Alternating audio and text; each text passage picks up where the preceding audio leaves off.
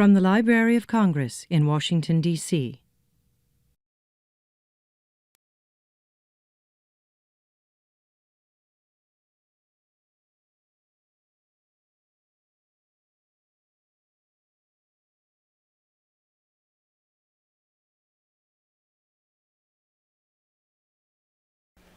Hi, my name is Larry Applebaum from the Music Division here at the Library of Congress. It is with great pleasure that I'm joined by one of the great singers of our time, Grammy Award-winning vocal artist Dianne Reeves. Dianne, great to see you again. Hi, glad to be here. Thank you. Yeah. You're here in Washington and here at the library to give a performance tonight that's sort of focused on Ella Fitzgerald because it's her centenary year. Right. Let's start. Why don't you talk to us about how you pay tribute to Ella and still stay true to yourself? Well, that's the only thing that you can do because Ella did it in a certain way that is uniquely her. And the greatest lesson that I learned from her was to be yourself. So the thing that I love about her, and people always say it, is the whole joy of singing. And I think tonight's performance will celebrate her joy, her courage, her ability to just jump off of the edge and create in the moment and be a co-creator with her musicians. Are you going to delve into her repertoire? Yes, a lot. And is there an aspect of her career that you're particularly drawn to? Because she had different stages. Yeah, I think, you know, when I was in high school is when I really had the opportunity to listen to her, and that was in the 70s. I was working at this club that she came and performed at. And, you know, all my life I had heard Ella, of course, and played, you know, everybody was playing their favorite songs and favorite eras of Ella. But the thing that I loved was when I saw her, she was swinging the Beatles tunes. Yeah. And I thought that was the most incredible thing because now that meant that it's open. You know, that said to me, you know, the music that you love is the music that you can bring a jazz sensibility to. And that's exactly what she did. And so for me, that Ella, that thing about Ella was the greatest discovery and the thing that ignited me. Now, you actually subbed for her. Yeah. For at least a few days at the warehouse. The one day. It was just one day. Okay. Tell that story. Yeah. Well, this is that same performance. The Warehouse was a club in Denver that upstairs was the big club, the Warehouse, and then downstairs was the tool shed. And I ended up getting this gig because Gene Harris had come through Denver along with Blue Mitchell. They were all, you know, hanging out in Denver. And he found a home at this club, and he would have a jam session on Sundays. So I would go to the jam session and ended up getting a gig there. I'm in high school. My parents are chaperoning. I'm seeing all the big acts upstairs. And then they tell me Ella is coming. So they made arrangements so that I could go up and see her. So I'm watching her show, and once again, she was swinging the Beatles, you know. And it was just unbelievable, and went backstage and hung out in her dressing room, and people were coming back, and she was very gracious. And every time I would get up to leave, she'd tell me to just sit there, you know. And finally, when everybody left, and she asked me how did I like the show. And I told her that it was absolutely wonderful, but I was so starstruck and in awe because while she was being nice to all of these people, I'm looking at all of this wardrobe and gowns and shoes laid out and going, my God, you know, it was just a lot. All these colors and the tone of her speaking voice.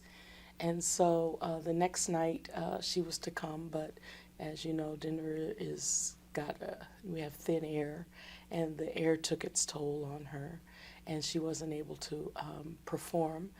So they put a group of musicians, my uncle is bassist, and he was one of them, and they said, we want you to go upstairs and sing, you know, a few songs with the band. And I remember they hadn't cleared out her dressing room, and I was sitting in her dressing room, and she had these cute little periwinkle blue pumps just sitting there. They were patent leather. And I just stuck my feet in them. They were narrow, but I got my feet in them. And I remember going and I performed 3 songs. I vaguely remember that because the entire time I was looking down at the shoes. That's it. Mm-hmm. Do you have a sense from watching her? I mean, we all know what a great artist she was as a singer, as an improviser. Do you have a sense of her personality, what kind of person she was, like off the bandstand? No. I mean, only the little bit that I was able to peep.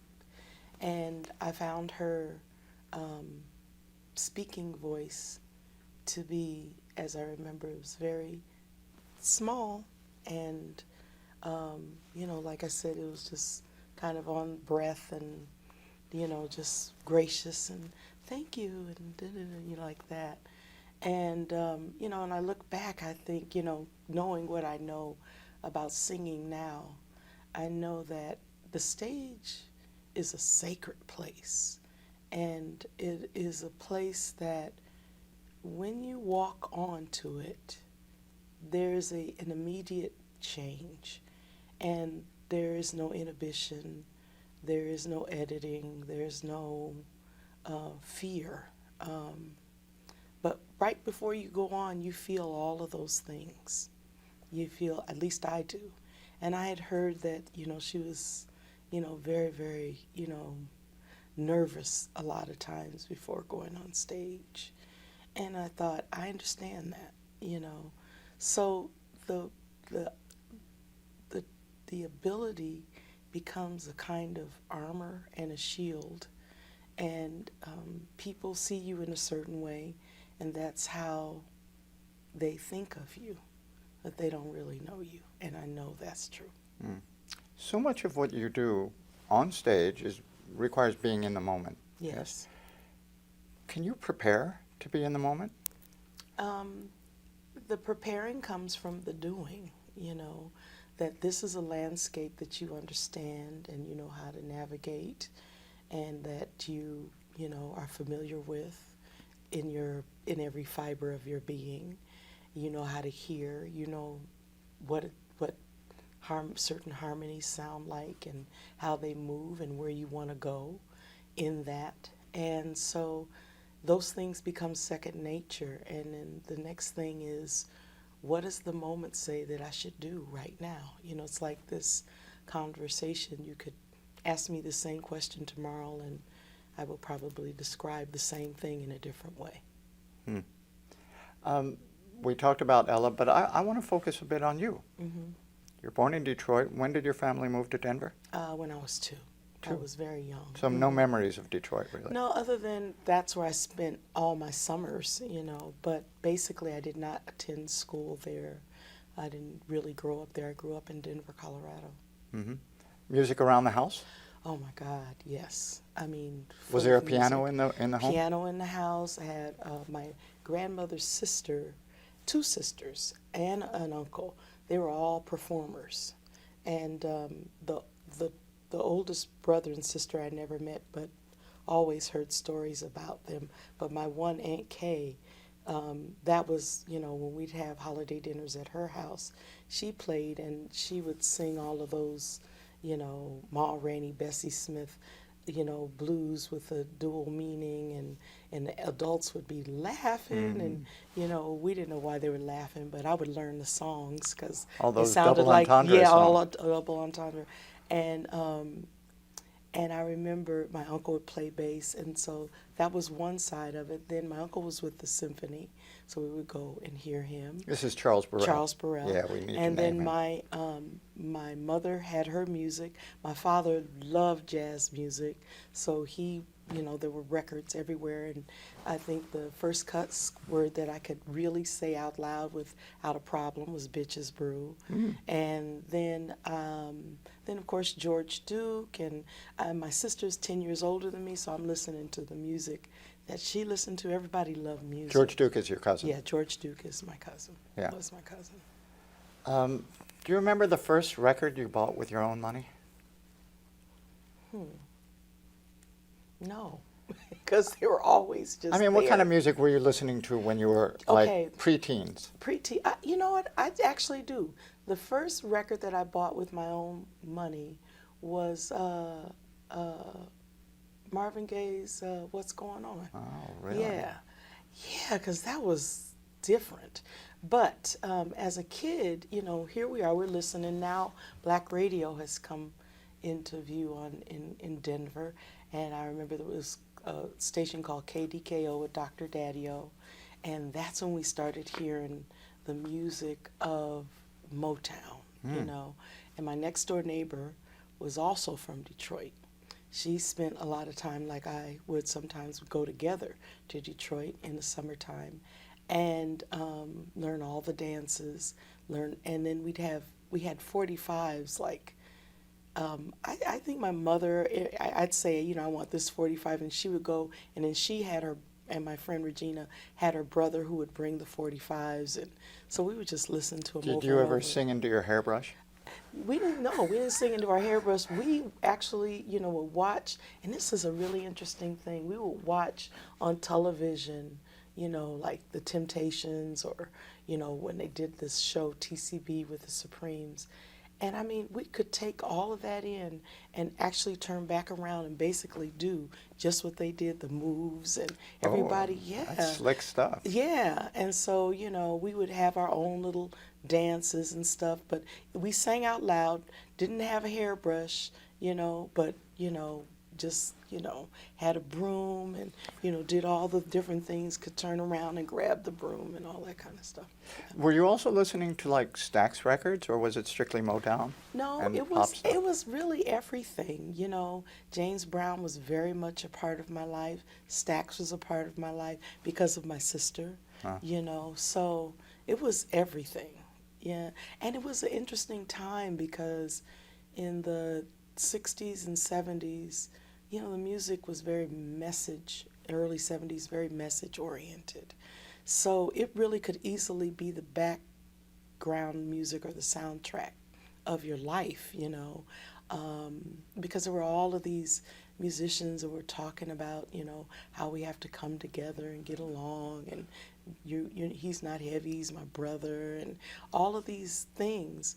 And I remember going to the record store with my dad, and, you know, the music was in alphabetical order, so that was really cool. You know, when I think back, you know, there were no boundaries, and, you know, wasn't categorized. I'd never heard the word genre at that time.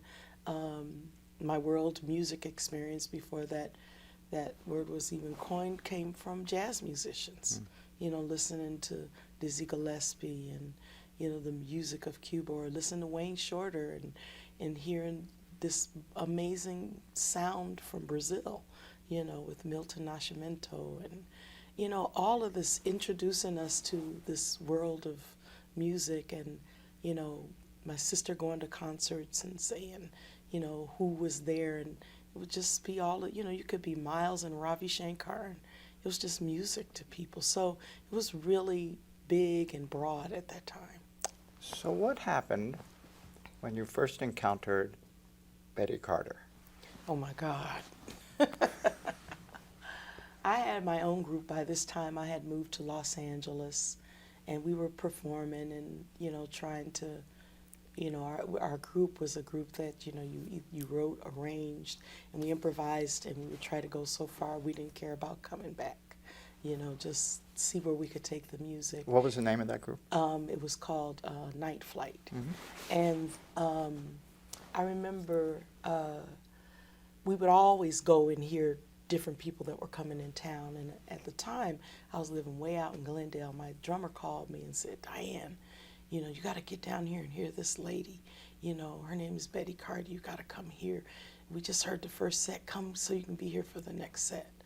So I, you know, then you just did that, you know, jumped up, made the 45-minute trek, got there in enough time to hear her, and I was mesmerized. I was, you know, I almost lost my mind. I'd never, ever heard anyone stand in a band like that and really co-create in a way that the movement of the music the musicians would play, and she would pull so far back on the time, and you would think, oh my God, something's going on, but you knew it wasn't wrong, it was all right. And she's telling these stories with broad strokes, and and there was something about her that, and I think this happens with every young artist, that you see a glimpse of something that you actually recognize, and it's like a fleeting light, but it's enough to not only change your heart and your mind, but really make you feel things physically. And I remember that when I drove home, I was basically in a trance, because it was like a God experience for me. So at the time, I had two roommates. One was a hairdresser, one was a flight attendant, and they were both gone for the weekend now. Every night now, from now on, that was the first night. She was doing 6 nights, so I'm going every single night to hear her. What club was it? This Hop Sings out on Lincoln, and so I go and I look up her records at Tower Records, and there are records on Betcar, and I'm like going, wow, that's her own label, and buy a whole new turntable and set it up with speakers underneath it. And this whole weekend, this whole time my roommates were gone, when I wasn't at the club, I'm listening to her with flowers on either side of the turntable. I mean, it was like an altar. And they came home and they said, what is wrong? I'm like, you don't understand. So I remember, the whole band, we were all there every single night. And I believe it was Curtis Lundy was on. I think that Mulgrew, I'm thinking it was that was Mulgrew. a trio. That was one of our great trios. Yeah, was on piano. But anyway, I remember I thought, okay, I want to try this thing with these, with these long strokes and pull back on the time. And I said, so I'm going to count off this slow tempo for The Man I Love, and you guys just play it, I'm going to try it. 1, 2, 3, 4. By the end of the song, I couldn't find the man I love. He couldn't find me, But what an experience. It's harder than it looks. Well, but the thing was, I had a place where I could try, And so I just kept trying until I found this place that I like for me, that worked for me. And I've been pulling back on time ever since. And, the next person I heard do that in a totally different way was Shirley Horn. Yeah, her very creative use of space. Yes. Yeah, here in Washington. Now, when you have these kind of experiences that open the doors for you in your mind, do you talk to the artist? Did you talk to Betty? Do you talk to Shirley? Yeah, as a matter of fact, Betty, from that point on, anytime she came to L.A., I was there, but I hadn't talked to her yet, and she know I was there, and her assistant told me one time, she said, Betty would say, that girl is out there. Yeah, stalking. Yeah, just listening, because it was just, because from there she went to the Senate Grill, and she also there was another little place, Vine Street, where I saw her. And, it was really an amazing thing.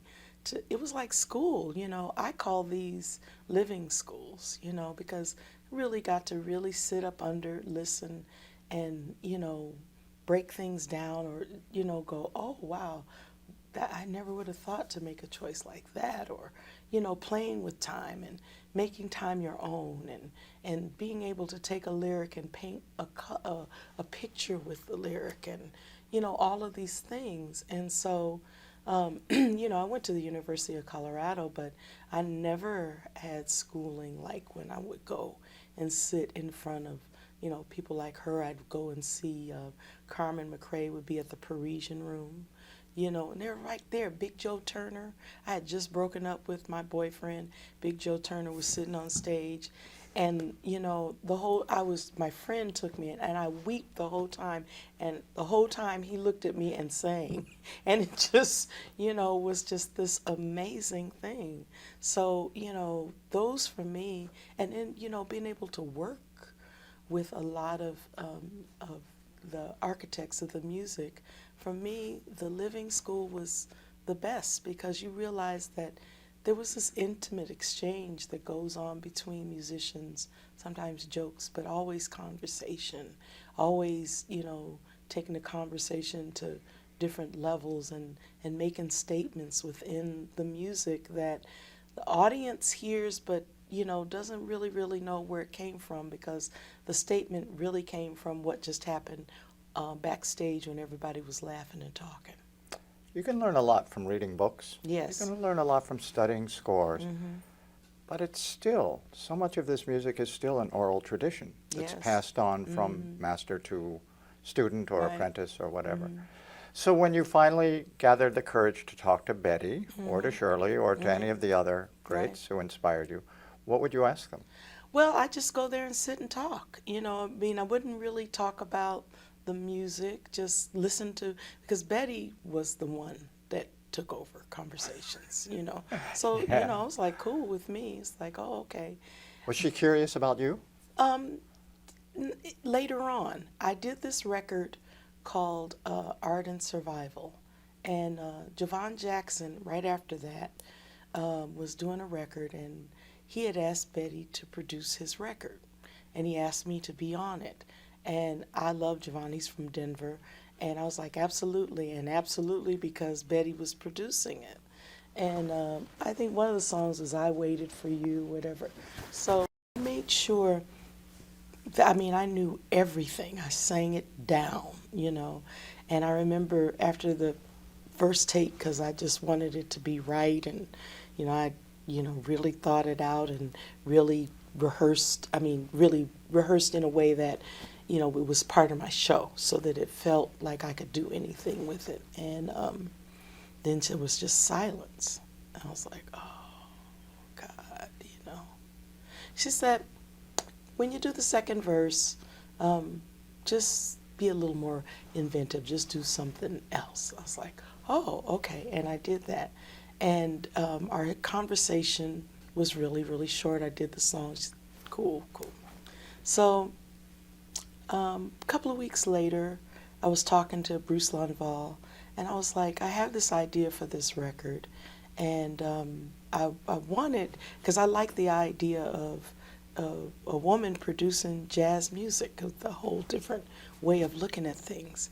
And at the time, you know, I was thinking, you know, her and, you know, early on, Terry Lynn Carrington, because she produced one of the songs on the Art and Survival record, and myself, you know. And I thought maybe not the whole thing, but some things. But Bruce went and told her, Dianne wants you to produce her record. And I was like, Bruce, I didn't say that, you know. So anyway, we ended up talking, and I said, well, you know, I told her my idea, and she said, well, if I don't produce the whole thing, I don't produce. I said, I'm really sorry to hear that, you know. And so we got into this really, like, deep conversation. And, you know, Betty was hard, you know. And she said, you know, and then I heard so I knew she was listening to my music because she was calling off tunes. And I heard, you know, you sing, what was it, Body and Soul. And, you know, I never put anger in my music. And it felt angry. And you know, you can't bring that to audience. I said, well, that's how I feel, you know, about the song. It was not so much anger as it was, I was stating the fact that this is where I was, and I was shouting it, you know. And I got the courage to do that from listening to you. Totally flipped the conversation. So she said to me, look, I have a run to make, and I'll be right back, and I'm going to call you again. And I said, okay. And she called me back. And then we started to talk, and it was incredible. And after she was diagnosed with pancreatic cancer, I remember she was at the North Sea Jazz Festival, and I went to go see her there, and we hugged, and I told her that I really, respected and loved her, and thank you, for the performance that evening. And she gave me this really wonderful hug and told me to just be strong out there. And she said, stick to who you are. I'm not sure there was anybody stronger than Betty Carter. I don't think so. Well, especially when you think of when she came up. Yeah, but maybe Melba Liston, maybe. But Sarah was, they all had, they all went through some, and Carmen McRae, they all, they're all from the same cup, from the same cloth, I think. Just a different way of dealing with it, pushing through, because, and I realized that, I'll never forget, I had this gig out at USC once, and it was with my band, all my music, and Billy Childs was in the band at that time, and we were performing, and this big radio disc jockey was there because it was a live performance on air, and he decided he would interview Billy, which was cool. And so, he's like, I'm listening to music. He's talking about the music, and yeah. And he said, so who's the chick singer?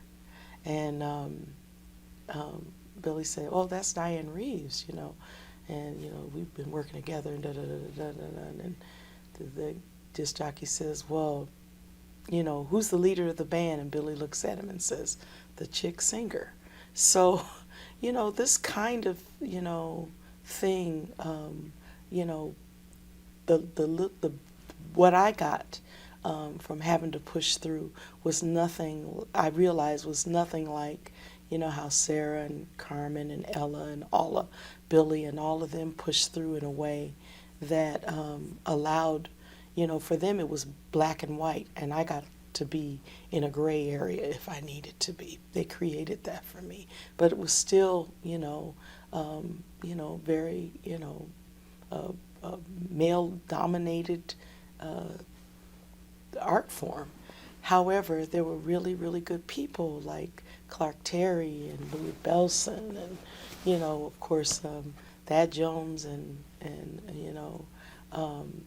Mel Lewis, who, that was the first time I even heard Dee Dee Bridgewater was with them. So that they were open and, broad and, hearing music for what it was. So, I had this opportunity to come through all of that. You've led your own groups for many years, but you've also worked for other leaders. What do you think makes a good leader? Just being very, very clear about what it is that you want, and also being respectful of who you're bringing to the table. Because everybody has a way, has something to contribute, and they want to make your thing happen, but they do it in their own voice. And I like when people are like that. I learned that Ellington was like that. How did you learn to improvise?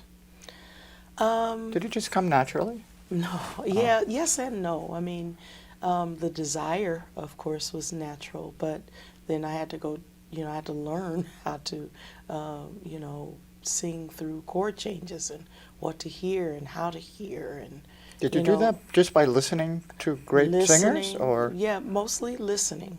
Listening, not to mostly instrumentalists, because there was more instrumentalists who were improvising than there were singers. I mean, other than Ella, who was an instrumentalist. And which specific instrumentalist would have inspired you? Well, for different reasons, different ones. Like, for instance, I loved Miles because I equated Miles with, after I had discovered Milton Nascimento, with this same kind of thing with tone, being able to sing these really beautiful notes that are on the edge without vibrato, just straight, and there's a kind of innocence to the sound, or it cuts through, but you want it to penetrate you. And then I'd listen to someone like Cannonball Adderley, who I could hear the stories in what he played. So, you know, you're listening to Country Preacher, which I recorded, and you could hear this whole story, you know, of what, you know, what was going on. And I love the sound of his horn, and I love, you know, what he did with Nancy Wilson, you know, how well and how beautifully that went together. So it would be like that. Those were the first two. And then later on, when I discovered the Sarah Vaughan and Clifford Brown album, then it was like, oh, okay, this is something, you know, something else that is. So I started to realize that I had to define, through musicians, I started to realize that improvisation was one thing, but defining and refining your own sound and tone was quite another.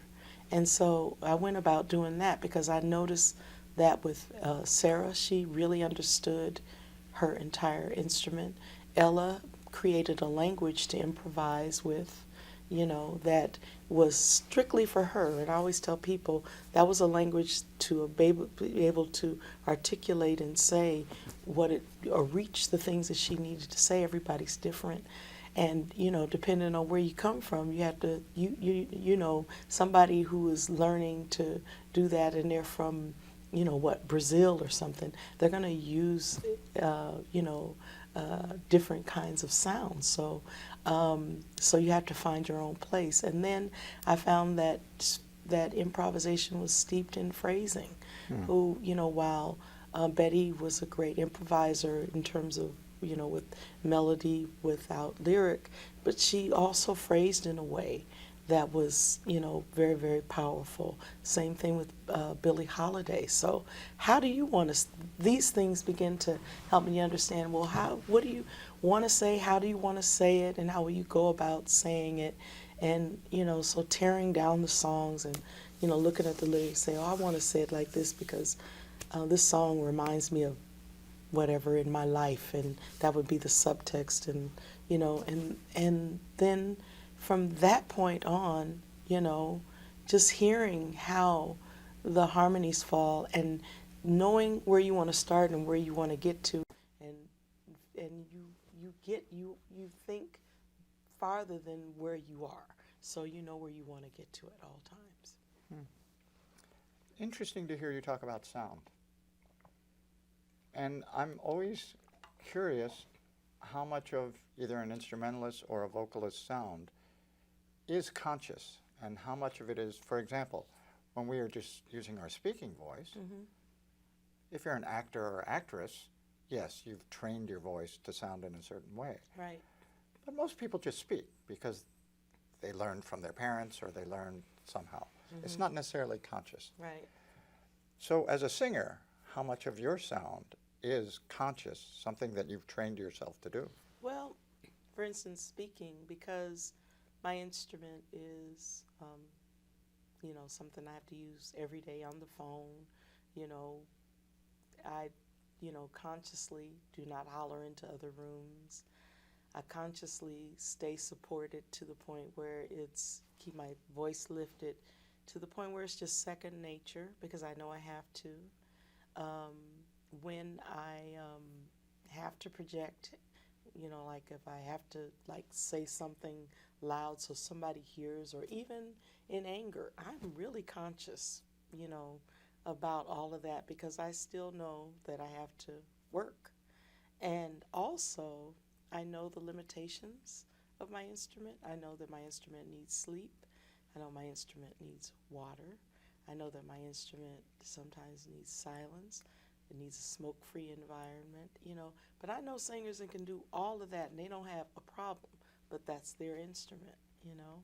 So, and then after that, you know, when I look at different songs that I sing, because I sing all kinds of music, different music has a different kind of, you know, like atmosphere or soundscape or, you know, landscape. Give me an example. Like, if I sing, say, Love for Sale, and I do it in this Brazilian kind of way, there's a certain way that I would use my voice. But if I were to, like, take love for sale and say, I'm going to bring it down. And it's really up-tempo and fast-paced and, it's a lot of fun. But what if I want to do it in a different kind of way?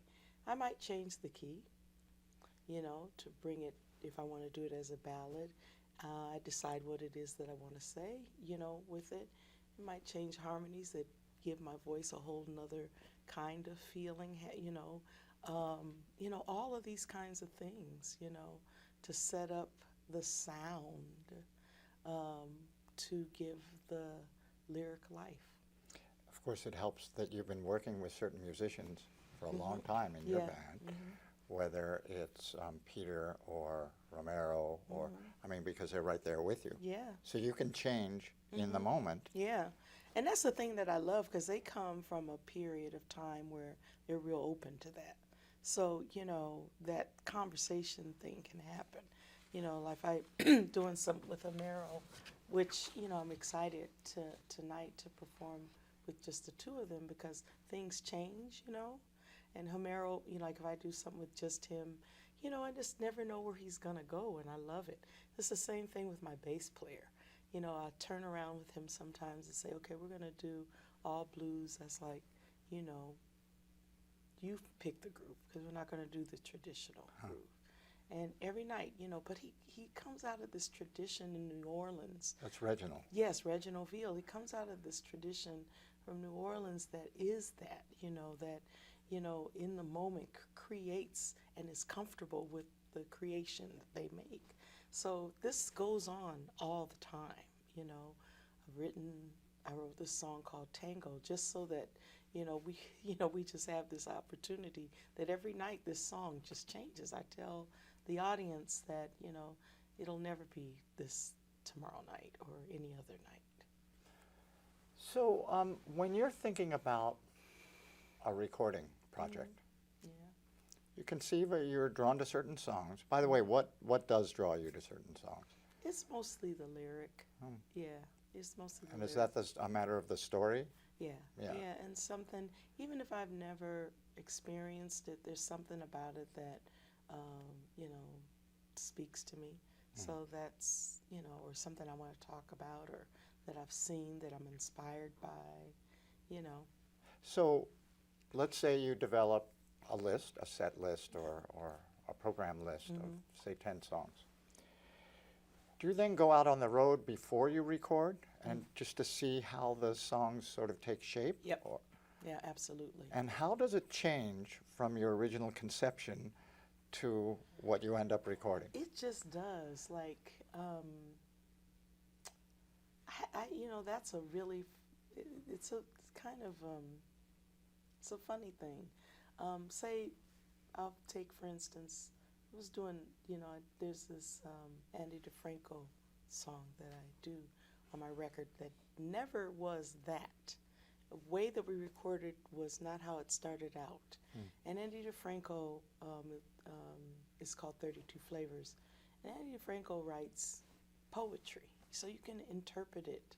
And she wrote this song that there's not much of a melody, so it lends itself beautifully to improvising. So I learned the lyric, learned, her melody, and then I would go out on the road, say, like when I was doing two guitars with Russell Malone and Romero, and I'd say, okay, we're going to come up with this groove, and they'd start this groove, and then I'd start putting these lyrics in a certain rhythm on top of it, and they would respond. So, okay, now we got this thing that has this kind of Middle Eastern kind of drone to it, and it's working. Okay, we did that. Then, another night it just could change into something else, and then it turned into a blues, and then I just let it.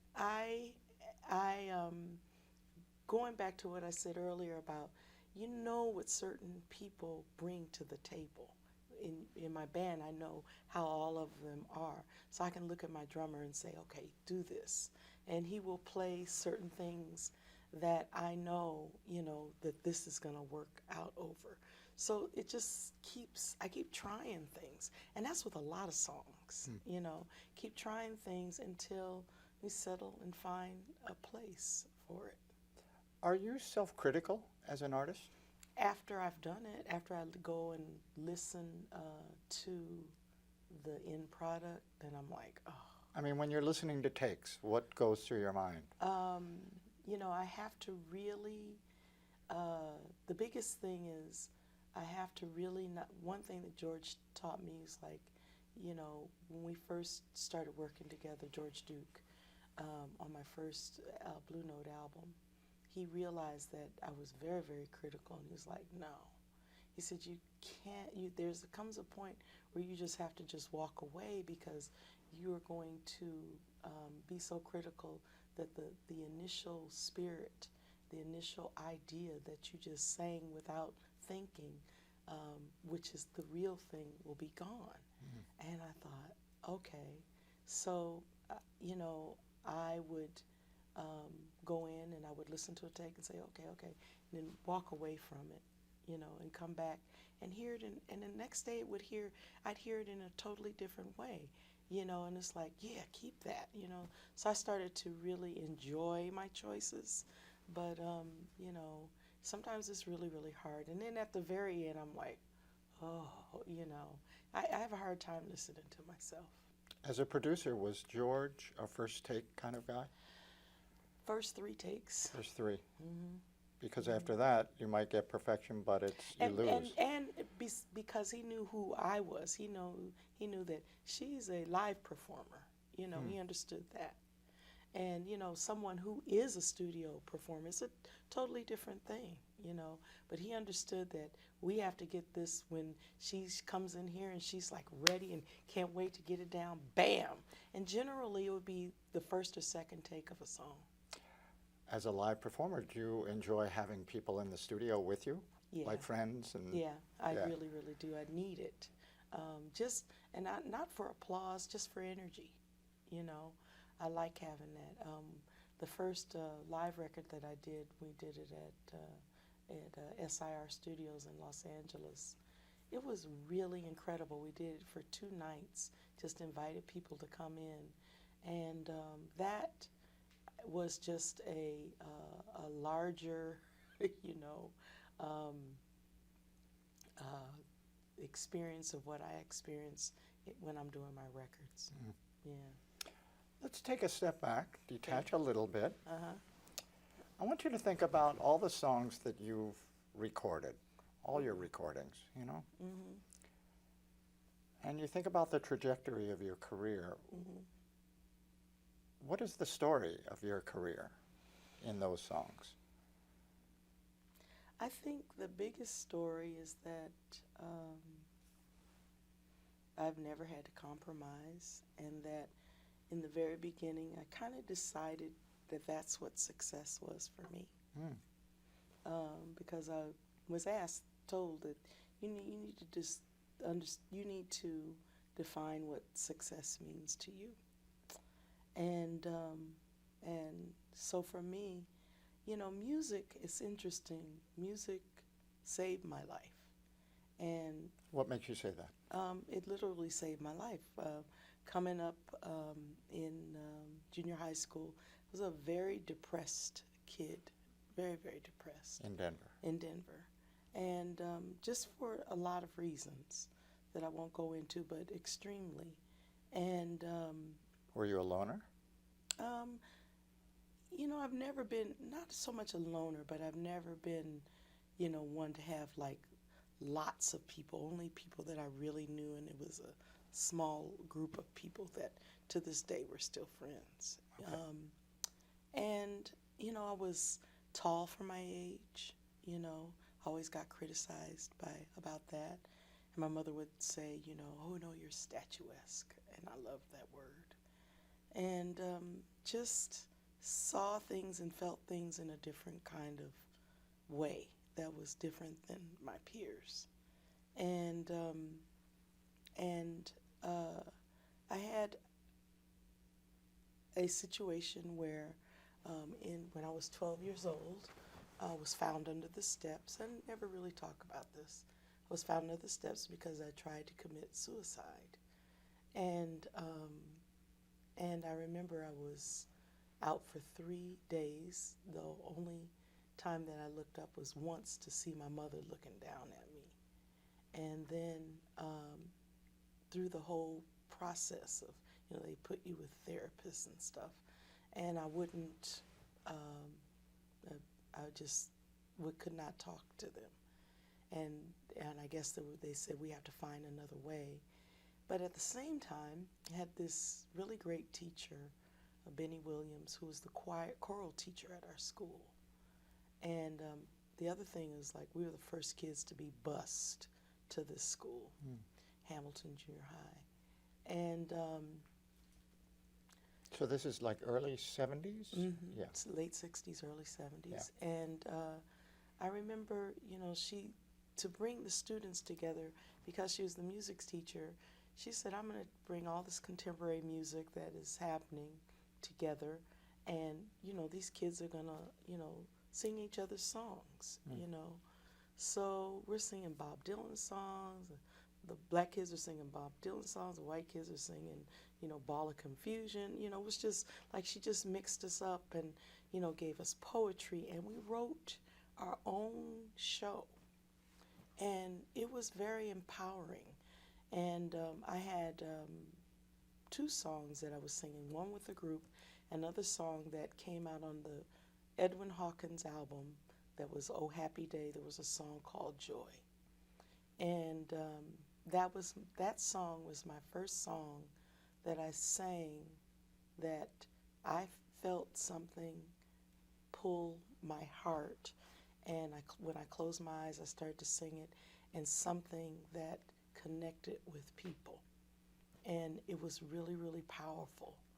And it saved my life. And I remember walking down the hall, and because my grandmother would always say, don't put all your eggs in one basket. But this felt so right. I remember saying out loud, I'm putting all my eggs in one basket. Walking past the science room, I can see it as, as vividly as when it happened.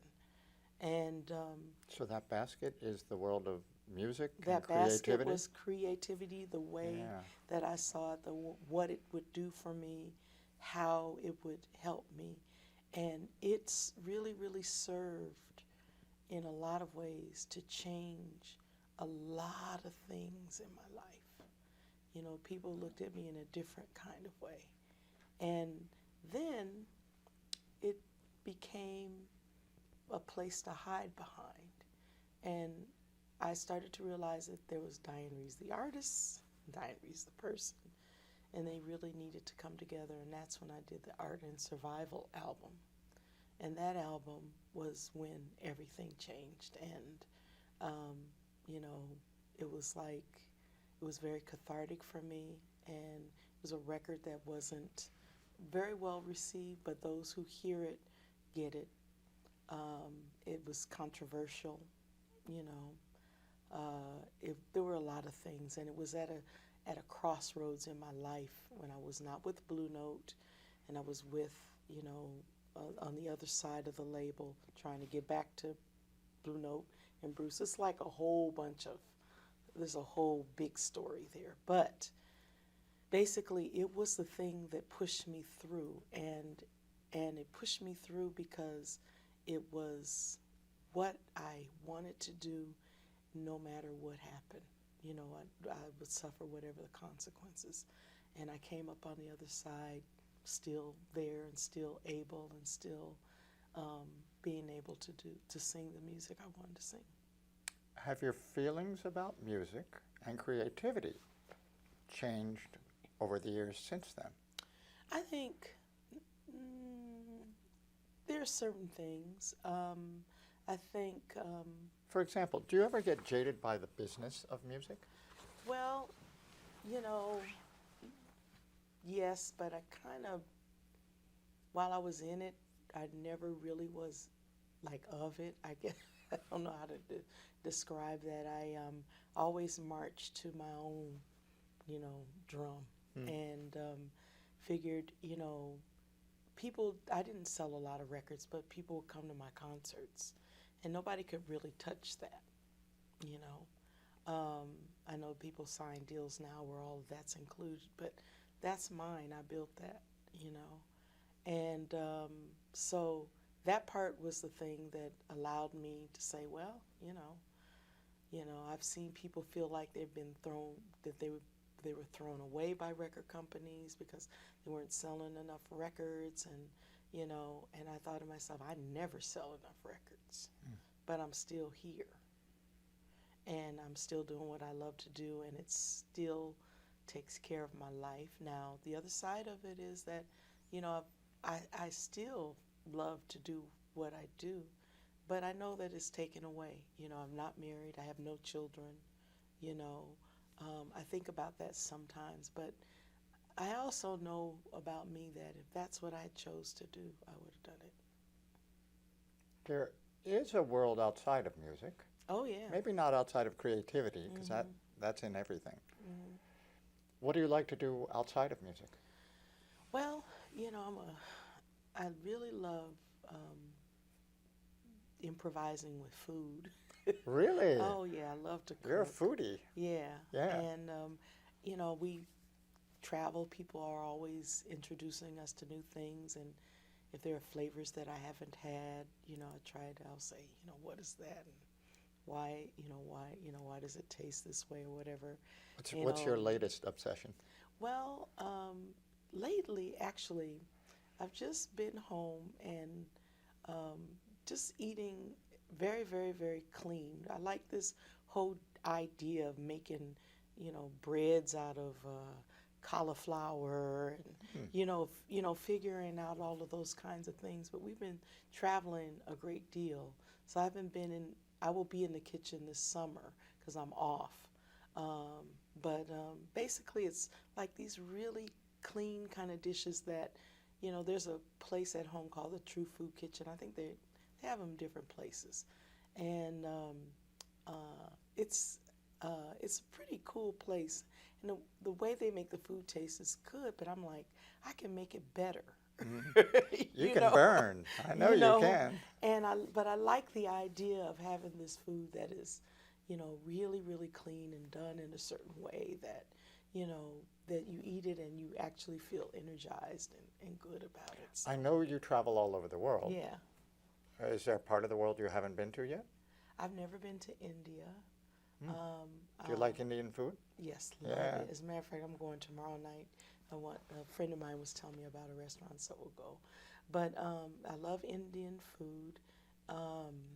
I've been to lots of places, few places in Africa, but I've never been to Ghana. We are going to Kenya next year. And I've never been to Egypt. So there are a lot of, and I've never really explored a lot of South America, so there are a lot of places. And the odd thing about that is there's a lot of influence on my music from very much that, so I've never, and that's just from the musicians that brought the flavor to me. You and I are basically same generation. And I think when we were coming up and forming some of our musical tastes, there was a term, a marketing term called world music. Yeah. And so is that still a thing? I don't know. I think now it's global. Yeah. Yeah. Yeah. Now it's just global. Everybody works with everybody and goes, it's just, the internet has allowed us to make the world smaller and more accessible. Do you stream yourself? Do you look at YouTube? All of that.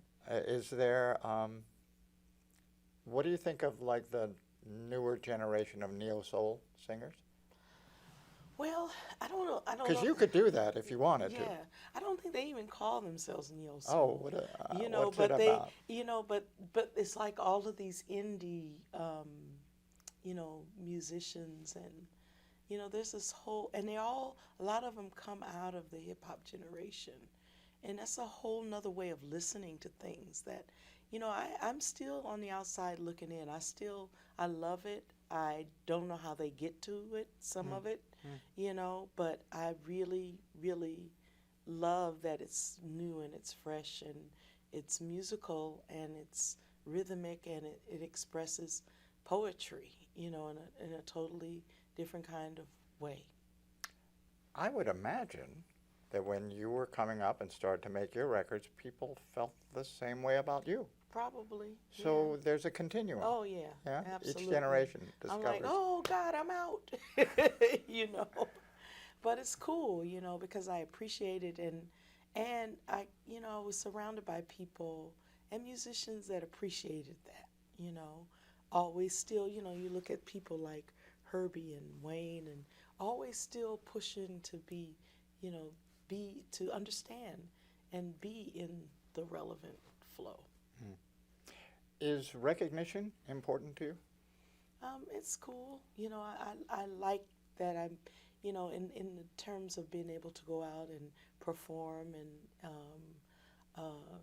you know, that people understand my work and love it. Yeah, it's very important. Do you work as much as you want? Yes, and I'm off as much as I want, so that's good. That's a nice balance, Yeah, huh? and that's what it is right now. It's all about balance. I should probably ask you, your last recording won a Grammy. Right. Yeah? Right. So what's the next one? How do you follow up on a Grammy? A Grammy is something that happens then, and you're thankful for it, and you move forward. And not everything gets a Grammy or a nomination, but that's not why you do it. I have a project that I just did in Marcillac, France. It's a live record, which I'm really excited about, that I produced, and I love it because it is really just one performance. It's no mixing of other performances. We went in, we hit it, and we have a special guest, Gregoire Moraes, on the recording with my band, Peter Martin, Reginald Viau, Homero Lubambo, and Terrion Gully on drums. And, you know, we add some new things and a couple of things from Beautiful Life, but it's a whole other kind of feeling, and it's very joyous, and I'm excited about it. So speaking of balance, how do you balance being the artist and also being the producer, where you have to sort of be detached and make decisions? Well, you know, I had to do a lot of thinking about how I wanted it to be presented, and presented in a way that that my musicians didn't feel like they were really being recorded, and that I didn't feel like that I had to tell myself, you know, this is a live recording, and you know that this is the only one we're going to do, so, you know, but I just had to spend time and say, you know, I'm not going to oversing, I'm just going to do my thing, and the way that I did that was, did several group gigs ahead of time, you know, on the way to doing this last gig, and basically it's just all the work, the prep work before, and it came out just the way I wanted it to, or actually better. We're looking forward to it. Thank you. Is there a dream project you have in mind that you haven't done yet? You know, I found that, you know, a lot of my dreams have come true. Some haven't. But I found that the things that I could never even think of, that I never even thought about, that have come into my life have been extraordinary. So I'm just open. How about somebody you haven't worked with yet that you've always wanted to? Some of those people have passed on. Yeah. You know, so that's not going to happen. But no, I just am just open. You know. Yeah. You know, when we did the Sing the Truth project with Angelique Kidjo and Liz Wright, you know, it was something that came up about, oh, that's a good idea. Now we fill in the blanks and make it, and we celebrated Nina Simone, and it was an extraordinary experience with Nina Simone's daughter, Simone, and it was really, really great, and it wasn't anything I thought of doing, but I'm glad that we did. I would bet that there are musicians out there whose dream is to do something with you. I'm open. Yeah?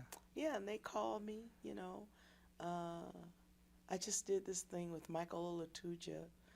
He has this new project, Lagos Pepper Soup, coming out. And it was really kind of cool because he had me singing, and he called me up. He says, do you think you would learn the lyrics in Yoruba? I was like, oh, interesting. I was like, really? And And so right when I know that I'm going to say no, I grit my teeth and say yes. You know, Because just pushing on. yes, yeah, because it's going to be interesting. I have the time. I can. He says, I said, look, I need you to do this, this, this, and this. He said, okay, and it was extraordinary. I had so much fun. Did you listen to him teach you the lyric, Yeah, or I did he told write him- it out phonetically? He wrote it for me phonetically.